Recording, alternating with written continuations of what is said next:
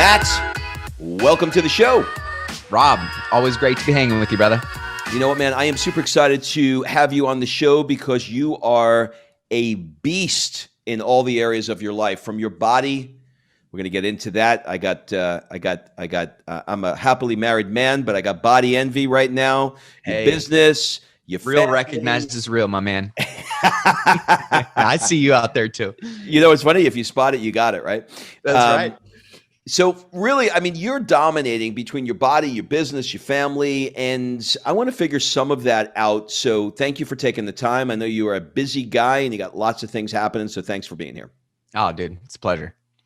Okay. So it's very easy to see all the glory in somebody's life, right? All the things I've just mentioned for you, looking in from the outside, but rarely do we know the whole story. And Right. I'd love to set that stage and talk about maybe a time where you're probably looking back on now, you know, hindsight being 2020, you're probably looking back on it now saying, thank God it happened. But at the time you were like, this is the worst thing in the world. And I want to talk about those fun years of high school, right? For you, high school was a challenging time. Yeah, it was. And in your case, you wound up, I mean, I came close, but you actually pulled the trigger, getting expelled from high school. That's right. Congratulations, by the way. Yeah, one of my greatest accomplishments. Well, you know what? In some ways, It really was, though. Yeah, in some ways, it could be argued that it is the contrast of that situation that was the driver. You know, I grew up in you and I did a podcast, and I grew up in a really shitty environment, and that environment made me scrappy. And you had you had great parents, I think. We'll talk about that. But, you know, as a result of that situation, you know, it perhaps may have shaped you. So how did that experience of being expelled in high school, maybe you could tell the story and then tell a little bit about how that has shaped you. Yeah, I mean, for me personally, we all have successes. We all have, you know, the peaks, right? Which are great. They're exciting. They're rewarding. But at the end of the day, my greatest teachers have always been my valleys in life. They've been when I've hit rock bottom. They've been when you're staring at the ceiling, you know, at 2:00 in the morning, wondering, you know, all of the fears and concerns and anxieties that you have, and the stories and the narratives and the conversations that you're kind of faced with are really what have been my greatest teachers.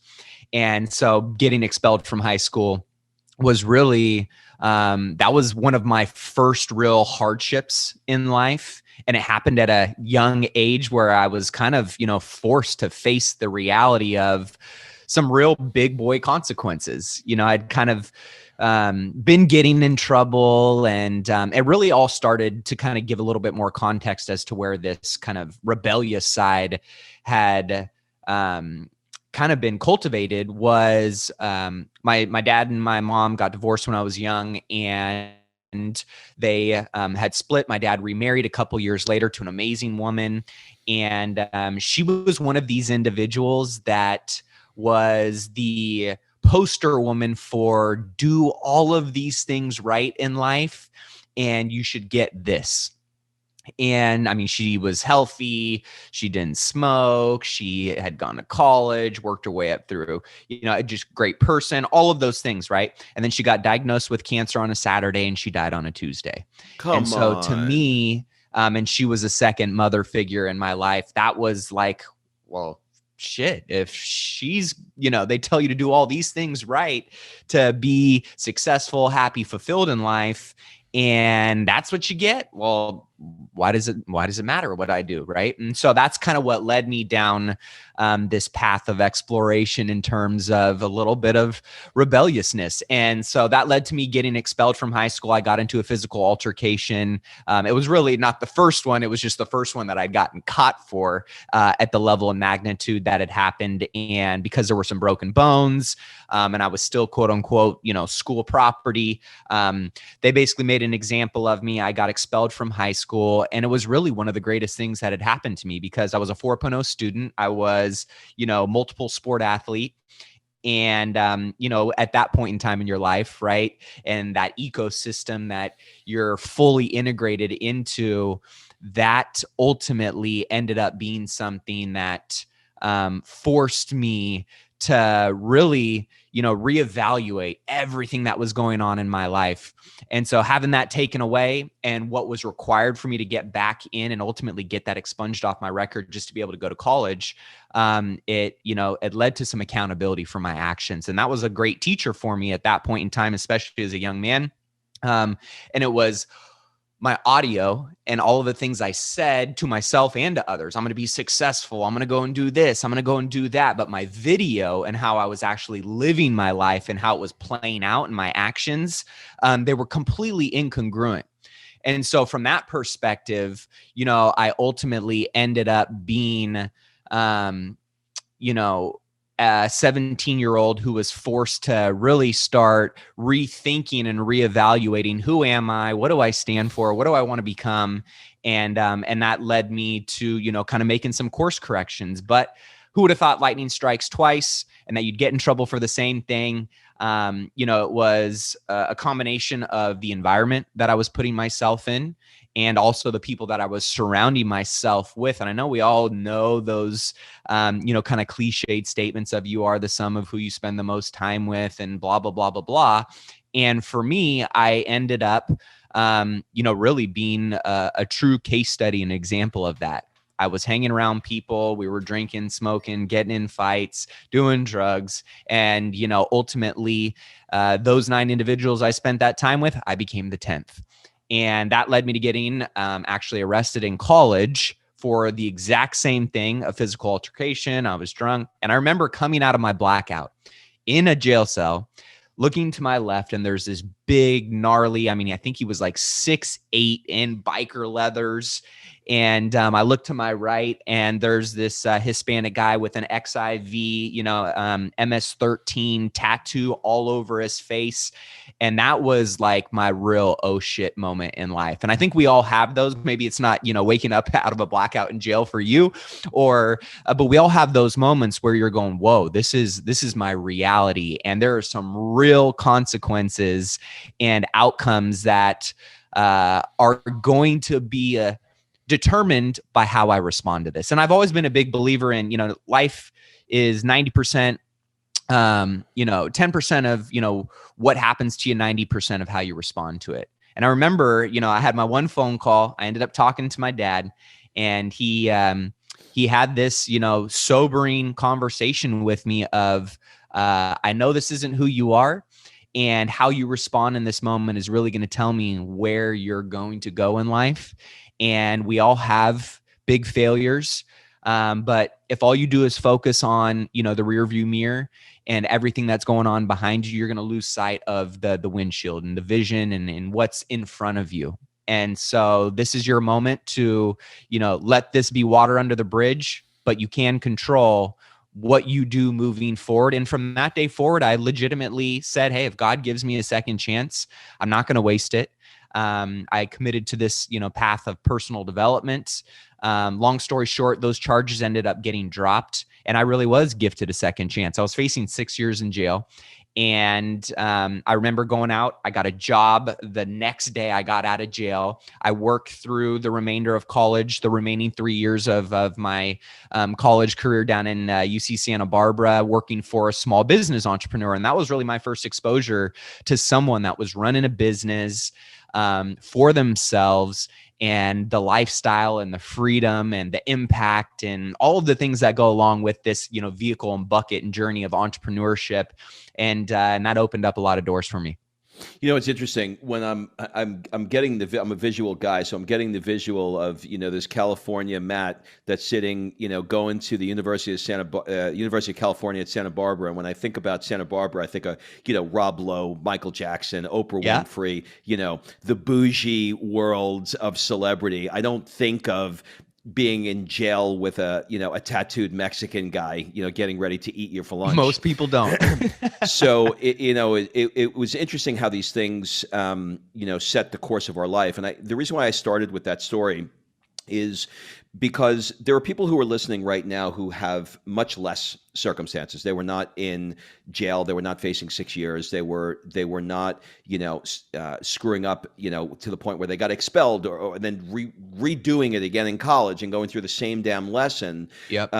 But at the same time, they feel like they can't accomplish the things that they want in their life, and they're struggling. So, the gains that you have made from those college years to where you are now is nothing short of miraculous. And I thought that I'd like to do something a little different than I normally do in these interviews, and that is to sort of like pick a few areas of your life, because you are a guy that, from what I can see looking in from the outside, you're a guy that, when you go in on something, you go in. And you're either 100% in. You're not 99. You're either 100% in, or you're not.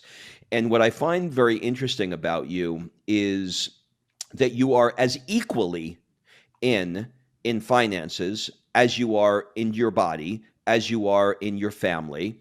And when I see somebody that is where lightning is striking in multiple areas of their life, there's a formula. And there's a procedure, Yep. or system, maybe is a better word, that you go through to do that. So I want to touch on a few of the big areas that we all struggle with in life, and just kind of like dance around them and talk about what you do to dominate in those areas. So let's start with finances. You're a real estate guy. Yep. You're also a hotel guy. I think they call them hoteliers, right? Yep. So let's start with real estate. How did real estate enter your life? Yeah. So, kind of a cool, story in terms of, and I appreciate that. And I would like to always, before I respond to that answer, I always like to tell people is, for me, we're all money motivated, right? Let's just be honest. Everybody wants to have more options and tools and resources in their life to live and do what they want, when they want, how they want. And, money is what, at least in the world and planet Earth that I know, is what makes it go around, right? And so for me, I wanted to be somebody that was financially abundant and capable, but I also was exposed and saw a lot of people that were very bankrupt in their health, bankrupt in their relationships with their wife and with their kids.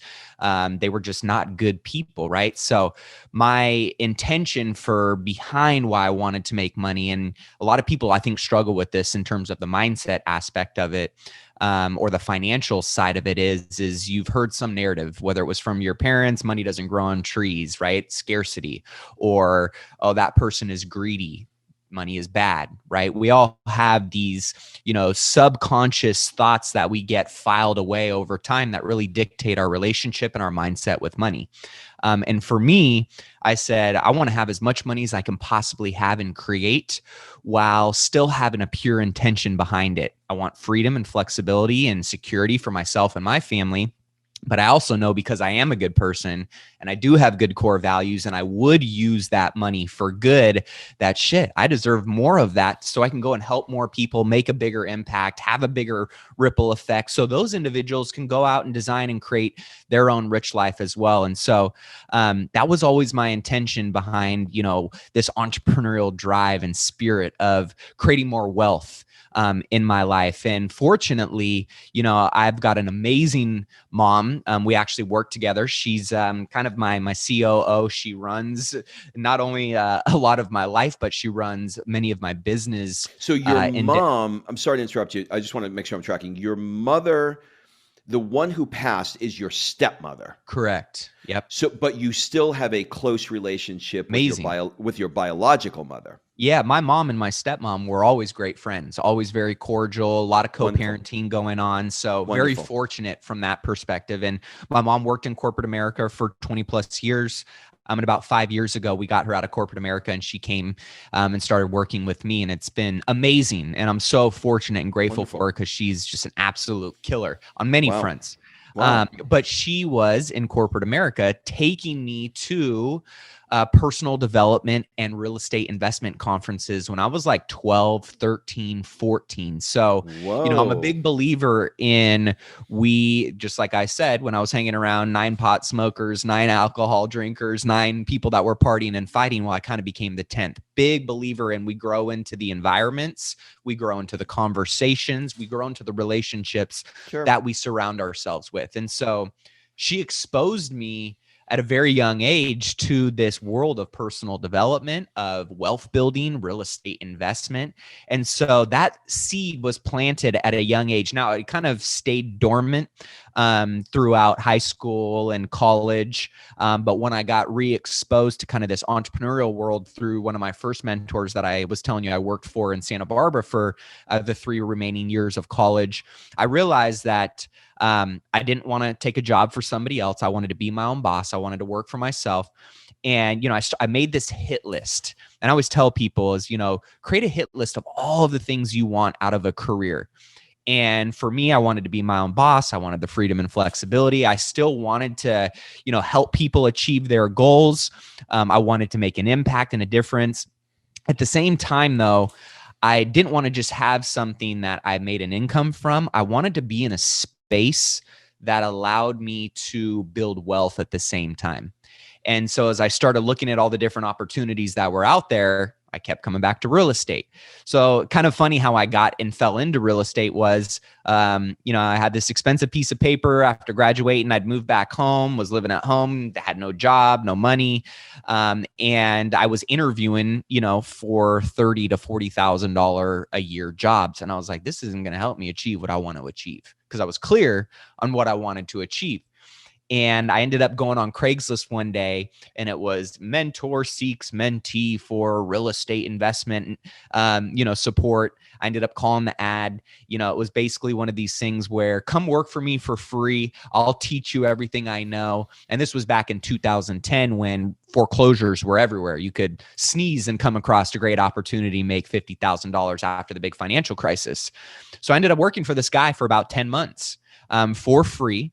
And we had flipped a significant amount of houses.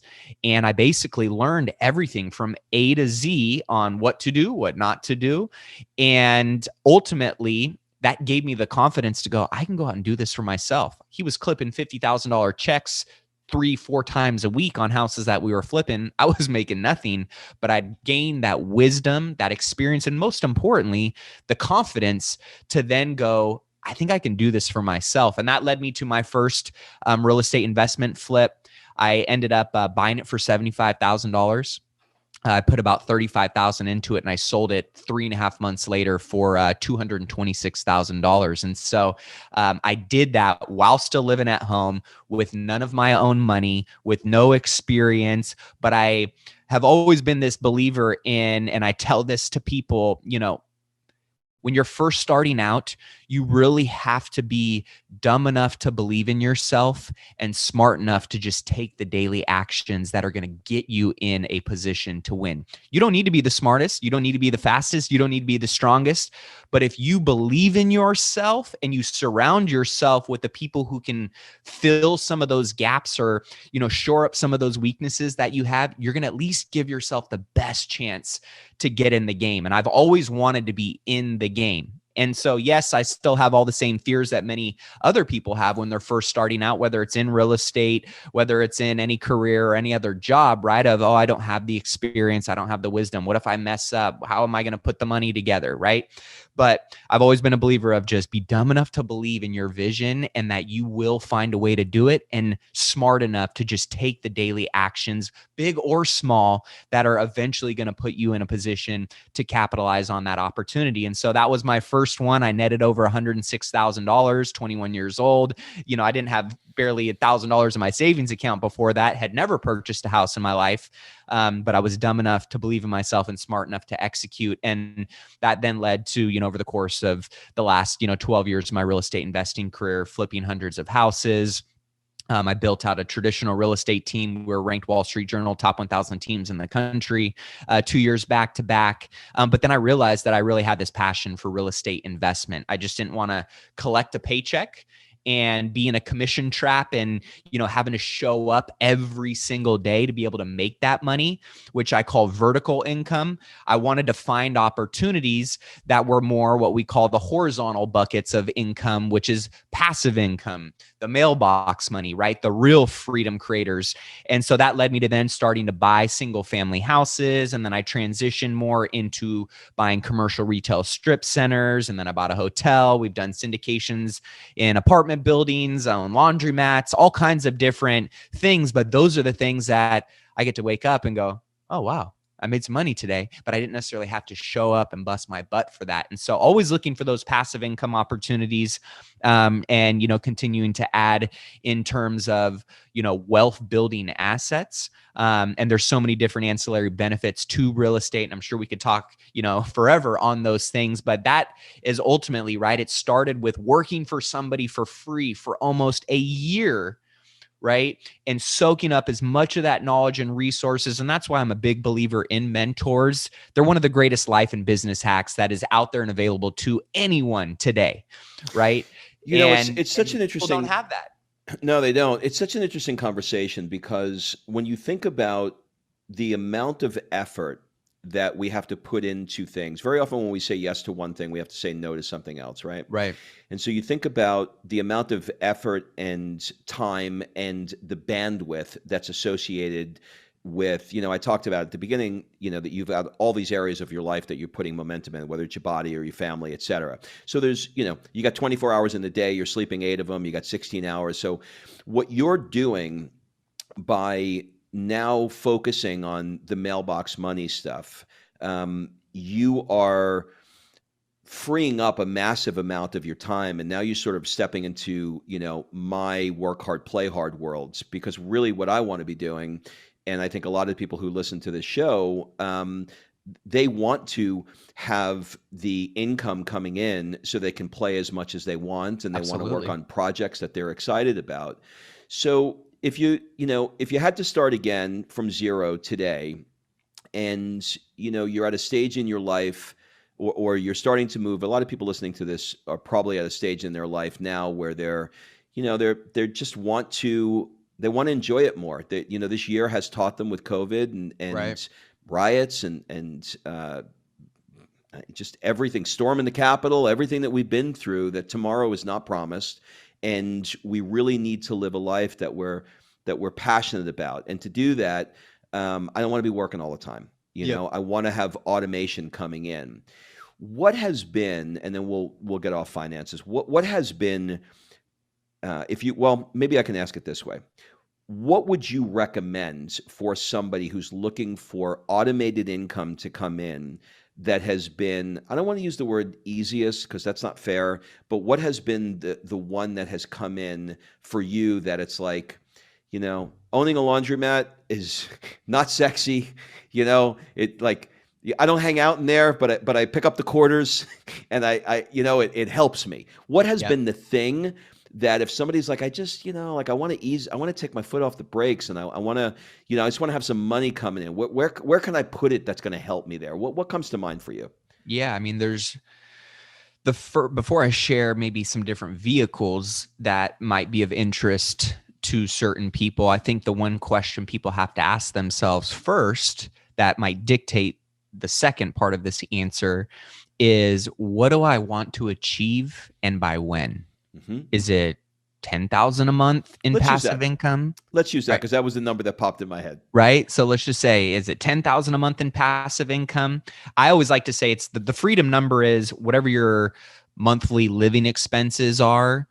That should be your first tier threshold of passive income. If your monthly burn rate in 10,000 is usually a pretty good conservative, but safe number for most people of, hey, mortgage, cars, my utilities, all of that for our living expenses for the entire month, 10K a month. Great. Cool. So when you want to achieve that by, is it 2 years, 5 years, 10 years? Then once you're clear on what that number is and what that timeline is, then we can start to kind of back into, all right, well, what are the different vehicles of building wealth that are out there and available for you? Is it stocks and bonds? I mean, the top 3 proven historically vehicles are going to be stocks and bonds, businesses, or real estate. So those are the vehicles that I would then go, okay, what are all the sub opportunities underneath each one of these verticals?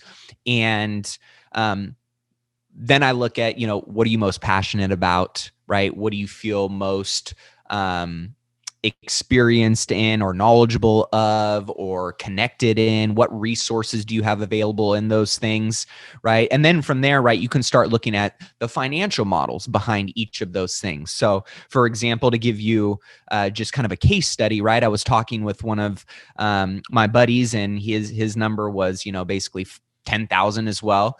And he goes, well, I think I want to do real estate, single family real estate. Okay, great. And so we started kind of breaking down the financial numbers behind a real estate deal that he did.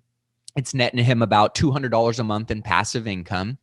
And he did the Burr model, which is a real estate investment strategy. And I said, okay, well, how many of those can you do per year? And he said, maybe I can maybe do 3 or 4 of those a year. Okay. Well, if those are only kicking off $200 a month and you can only do 3 or 400 of those a year, how long is it going to take you to get to that $10,000 a month in passive income number, right? So you have to really kind of understand the economics behind the vehicle that you're investing in. But there are many different ways that you can do these things, whether it's in real estate. I would say, higher density real estate opportunities, more doors under one roof, right? Instead of managing 50 single family homes, what if you just bought one 50 unit apartment building and you understood the economics of that? Now, all of a sudden, hey, I only need to get 2 of these over the next 2 years. Then you can really build a plan for exactly how you're going to do that. What market makes sense? What's your strategy for finding these opportunities? What do the economics and the financial models look behind them? Then it's just, when you're clear on that, a game of execution. Is it laundromats and you want to go and invest with a business syndicator like we've done, where we pool investors' money that go, hey, I don't want to be the one managing it and operating it and finding these deals, but I like the returns of them. I like getting a quarterly distribution check. So I'll give you $200,000 and I'm going to get X back in return. Okay, great. Now I just need to go find 3 more of these types of opportunities. So syndications are a great passive vehicle for people to put their money in with tangible hard assets tied to them. We just did a 150 unit apartment building out in Houston, and we raised about $4.5 million for that. And investors are getting dividend checks every single month, right? So there's a lot of different ways that you can go about doing this. And again, if you want it to be active and it's going to be something where you're in the driver's seat and you got both hands on the steering wheel, but you're passionate about it and you're fired up, great. Or if you want it to be passive, right? There's so many different vehicles that are out there. I think it's just getting clear on what is your number, when do you want to achieve that by, and then based on the financial models that are really tied to different investment vehicles and strategies, then you can get a little bit more clear on, okay, what are the breadcrumbs along this path that I need to follow that are going to be stepping stones to help me chip away at these things. But I think people get a little bit, they either romanticize about how quickly they can get there without actually breaking things down, or they're unclear and therefore they don't make the best decisions investing wise that are actually aligned with getting them there. So that clarity piece is going to be a big part. And then it's going to be who, what, and where am I going to be making these investments in order to chip away at that? Because let's be honest, little wealth is built in the crock pot, not in the microwave. Now, I'm a millennial. I pace in front of the microwave. I want something quick, right? But at the end of the day, the best things, whether it's relationships, whether it's investments and wealth, whether it's with your health, it's always made in the crock pot. And so small, smart choices made consistently over an extended period of time create that amazing dish that you then look up and go, wow, this actually turned into something pretty big, right? So it's getting clarity on your plan, right? And what we talked about in terms of the vehicle and the financial model and those kind of things. And then it just becomes a game of execution. If you're clear on what you need to do, right? And you've got your plan and your framework, because I'm a systems guy, I'm a framework guy. If I'm clear on what I know I need to do, I'll execute. If I'm not clear, I'll float wherever the hell the wind takes me, right? So I think that's a big piece that a lot of people are missing. I want to talk about hustle a little bit around this. The older I get, the more I am stepping into the weird world of woo-woo Mm. and spirituality. Oh yeah. Love it. And what's interesting to me about it is, every entrepreneur, and most people listening to the show are entrepreneurs.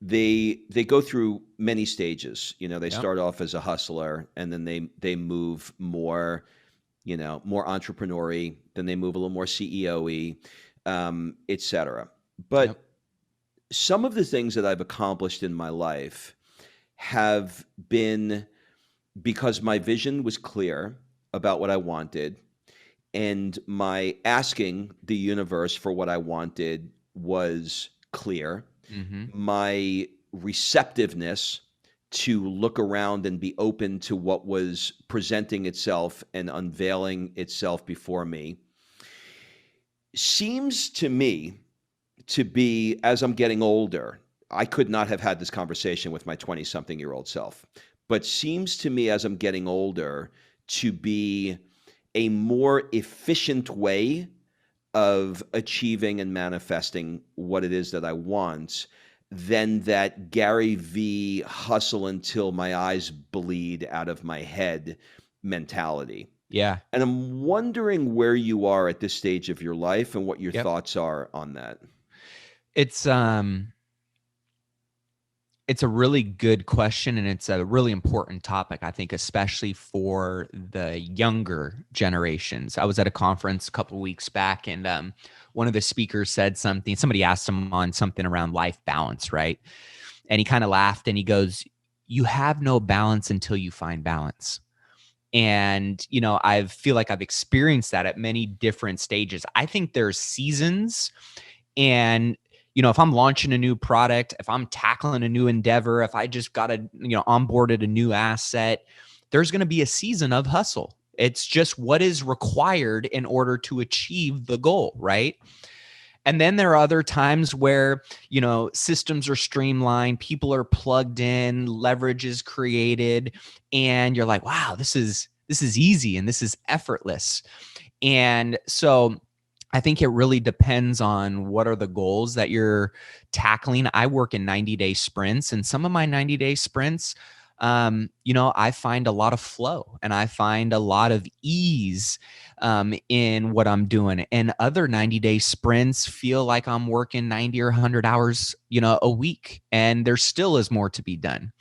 And so I think it really just depends on what is the elephant that's in front of you at that point in time, and just being honest with yourself of what that looks like and what is going to be required. I always ask myself, it's like, what is it going to require in order to achieve this outcome? I just finished the 75 hard challenge.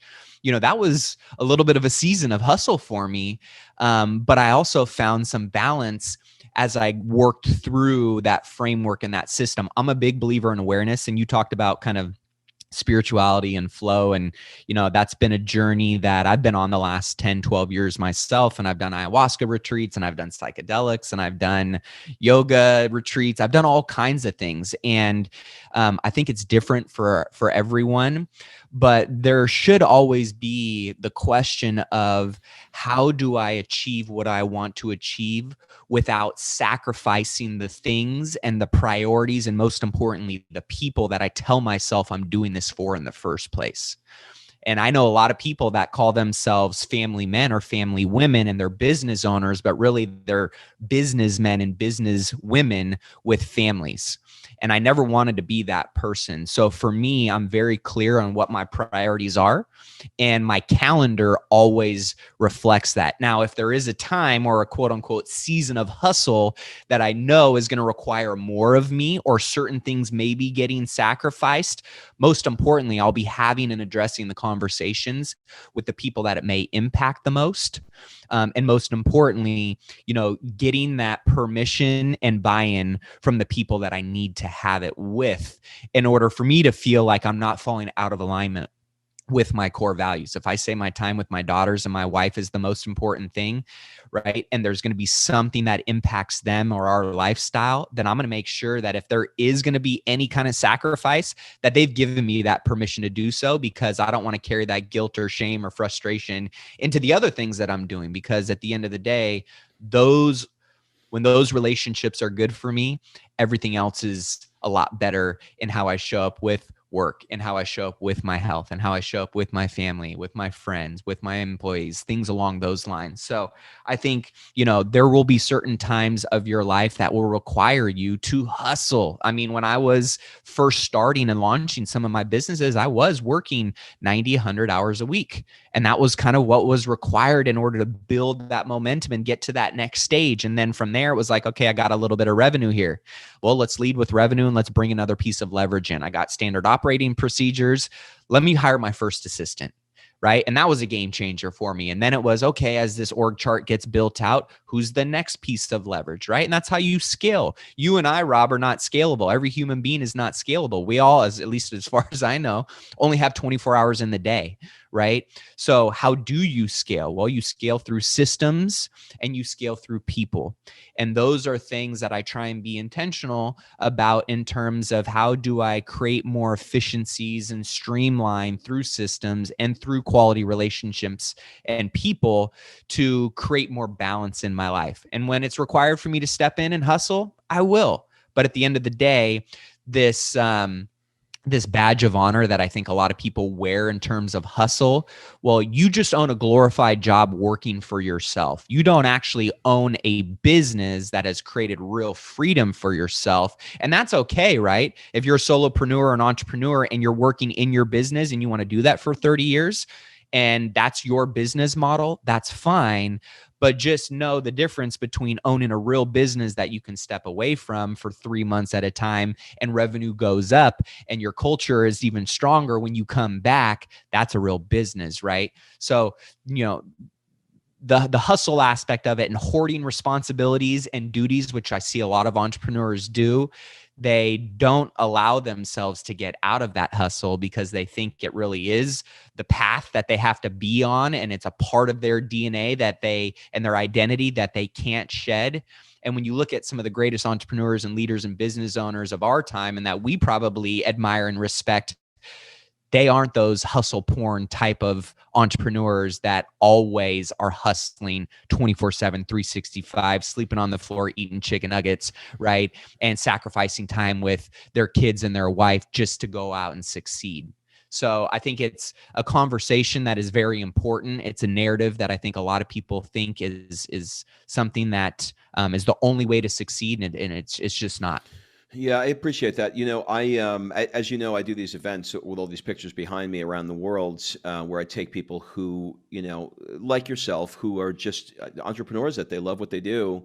They could do it all day long, and they largely ignore other areas of their life, like experiencing different places around the Yep. world, et cetera. So, we're not one dimensional, we're multi-dimensional, and sometimes we dominate in, we go to the gym and we only do chest because we're good at it. Yeah, We right. don't, we don't want to work legs because No leg day. it's not as much fun, right? That's the day where you're on Facebook at the gym more, right? Yep. So I want to talk about one of the things that you mentioned a moment ago, which is family. And you have two daughters, Mary and Ella, right? And your wife is Evelyn? My wife is Marie. My daughters are Evelyn and Ella. Yep. Close. Okay. So I had Yep. you marry one of your children. So how are you able? There's two parts of this. One is your children, Mhm. where you are a dad that you are proud of, and a dad that you're not going to have guilt or regret. But at the same time, you're an entrepreneur, and you're a digital entrepreneur in a lot of ways. So that device is always in your pocket. That Yep. laptop is always on your desk, Mhm. and your little girls want to come in and they want to spend time with you. That's one. Yep. Two is your wife. She wants to be romanced. She wants a date. She wants your attention. And of course, your business, which we just talked about, let alone trying to create the 12 pack that you just created, right? What systems do you have in place? I'm not trying to I'm not trying to put systems in the world of romance, and I'm not trying to put a system in the world of being a dad, because those things should come naturally to you. But if you have a framework in which to operate, where the system is set up in such a way that you know that you won the game. So a lot Yeah. of times people don't know whether, like, how do I win the game of marriage? How do I Yeah. win the game of being a dad? Like, how do Right. you figure out the win? Yeah. It's arbitrary, right? It's how you decide it to be. So what's the framework that you've set up for taking care of that area of romance and taking care of that area of being a dad? Yeah, it's a moving target, right? And based on the seasons of life, what is required in order for those buckets to be full or areas to be thriving, it changes. I'm a big believer in, like you said, systems and frameworks. It was funny. I've got a planner that I created called the Rich Life Planner, and there is a section of daily habits. And one of my sections of daily habits is 30 minutes of uninterrupted time with my wife and kissing my wife and daughters. And people were like, dude, you have to put that on your planner to remind yourself to do that. And I said, yes, I do. Unfortunately, I do. But by making that a top priority and keeping the awareness up around that aspect of my life, it has to be in my schedule. And they're like, wow, like that's kind of crazy, right? And now I know it's different for everybody. But for me, there's a couple different frameworks that we've incorporated into our marriage as well as with our daughters that I believe has helped in a very significant way. And, every marriage goes through stale seasons, raising young kids, right? A lot of energy and attention shifts away from the marriage and the romance over to the kids, right? And so it's, okay, this ain't working. How do we course correct and retweak and re-optimize the things based on the outcomes that we want? We want to make love, and we want to be emotionally connected, and we want to be having fun and adventurous without our kids, vice versa, as a family and with our kids, also individually with each kid, right? So I'm just feeling very lucky and fortunate and blessed that I was exposed through masterminds like yours and other groups that I've been a part of that have given me color to all the different ways that it can be done. And based on what I want to pull and implement into my life and what's needed in those relationships, I've been very fortunate. So there's one thing that has been a staple for Marie and I in terms of our marriage. And this is something I've been able to share with people that have been married for 20, 30 years. And they said it's completely changed and transformed their marriages with their wives or with their husbands. And we call it the relationship recharge. Every Sunday, 30 minutes, we carve out time for just the two of us to ask each other 3 simple questions. And the 3 questions are, what did I do well this week? What could I have done better? And what do you have coming up this week that I can support you in? And instead of me assuming where I crushed it this week as a husband, instead of me assuming where I could improve and do a little bit better, or me assuming what my wife is going to need coming up this week, I hear it directly out of her mouth.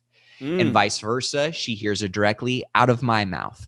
And it creates this amazing space and dialogue for us to engage. And I thought I crushed it in this, and she actually was more happy that I did that. Okay, cool. Maybe I'll do more of that moving forward. I didn't think I really messed up at all, but no, you were a jerk, or you said this to me, or you didn't help with the dishes when I asked you, or I asked you a simple thing to do, blah, blah, blah, blah, blah, and you didn't do it. Oh, wow. Okay. I'm sorry. I didn't even think about that. Right. Or, she's got, this coming up this week and she needs support with the kids, or, hey, please come home just 30 minutes early on this day. And that would make all the difference. Right. And so I'm over here thinking that I need to do this, this, and this, but really just to win, I just need to do that. And so that has really created a very cool space for growth for us, as well as helping me understand, like, man, I'm winning over here. Let me double down on that. And vice versa. I ask those 3 questions to my children every single Sunday Oh, as well. really? What Really? did Your daddy do children well this too? week? What did daddy do well this Ooh. week? What would you like daddy to do more of with you? And what do you got to do? What do you have coming up this week that you're excited about that I can help you with? And it's amazing. where we might think, and one of my favorite quotes is love is spelled Time. And there's this conversation around quality time, quantity time, and both together. And sometimes we think that we need to be physically present in order to give our children what they need.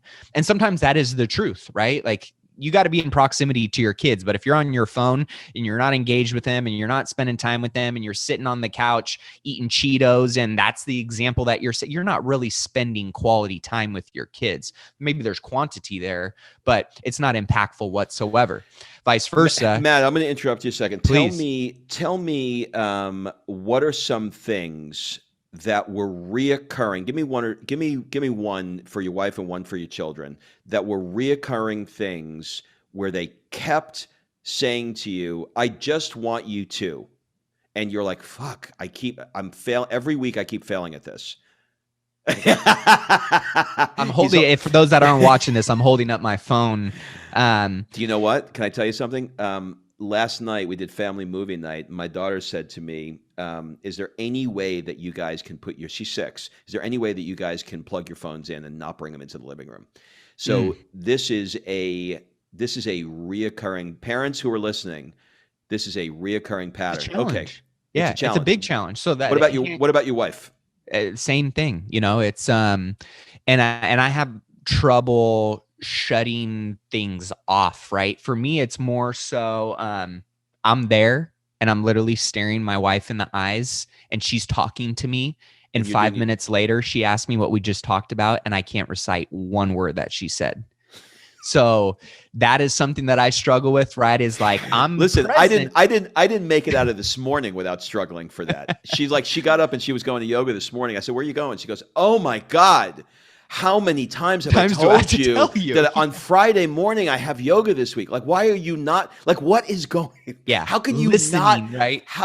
Okay, listening. All right, perfect. All right, so as we wrap up here, I want to get one more quick one in with you, and that is your body. So you clearly are a guy who works out and you train. You just recently did a challenge. Yep. Were you already in shape and then you just got in crazy shape, or talk to me about that? Yeah. I mean, I've, for me, health and fitness, when people say, what is your lead domino, that if that is not going well, a lot of other things aren't going well. And there's really 2 lead dominoes for me. If my relationship, my axis of my world spins around my wife, when we're great, so many other areas of my life are great. When we're off and things aren't good, I carry that with me into other areas of my life. The second piece has always been, lead domino wise, my health. If I'm in the gym 7 days a week, that is kind of my sanctuary. That is my retreat. That is where I get my emotional, spiritual, and of course, physical recharge. Because physically, I love to challenge and stress my body and myself and see what I'm capable of. But there's also this mental sharpening of the axe that happens every day when I'm in the gym or when I'm in the pool swimming or when I'm running or riding my bike. So I love to physically challenge myself in those ways because naturally I'm mentally challenged. And when I'm doing that consistently, it just carries into every other garden of my life. So I always like to encourage people, find something, and they're like, I can't get to the gym 7 days a week. Okay, what can you do 7 days a week? Is that literally just going for a 30-minute walk around your neighborhood every single week and you get to have, or every single day, and you get to have that win that you carry with you through every aspect of every other part of your day or life? Great. Find something that you can commit to at a bare minimum of 30 minutes a day.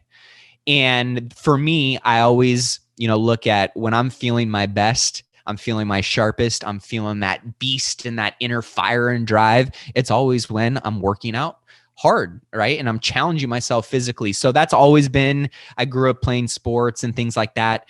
So those are things that have just kind of become a part of my identity and my DNA. But when that is off, so many other aspects of my life are off. So I always like to identify, that lead domino, my physical health, because let's be honest, guys, if you don't have your physical health, life is going to be a whole lot more challenging then it has to be, versus all of the amazing benefits that you gain through physical commitment to your health. And it's not just the physique and how you look, right? I know a lot of people that have amazing metabolisms and have a six pack, but they eat like crap. They eat tons of sugar, high carbs. They're unhealthy on the inside. So, there's a lot of different aspects to what, we could talk about in terms of health, but absolutely it's the lead domino of my life. And if I'm, not making that a priority, I know I'm off, and I feel that I'm off. Well, brother, I cannot thank you enough for taking the time to do this with me today. It was every bit as amazing as I thought it was going to be. I could talk to you for hours. We are Same, brother. We're preaching to the choir here for sure. So I will link everything up, all of your 10 billion different things that you're doing, from your hotels to your planner and to your real estate and to your 17 packs. We're up to 17 pack abs now.